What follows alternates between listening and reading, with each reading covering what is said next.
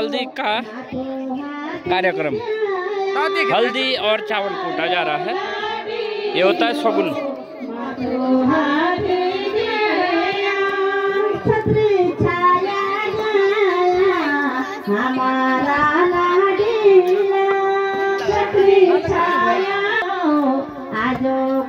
कहाँ आया भाई? मैं आ रखा हूँ डांगी और आज यहाँ बहुत मजा आया। दही में रोटी खाया और रायता है। अच्छा ढंग से खाना खाया है, बहुत मजा आ रहा है। और यहाँ पे कीर्तन भी चल रहा है।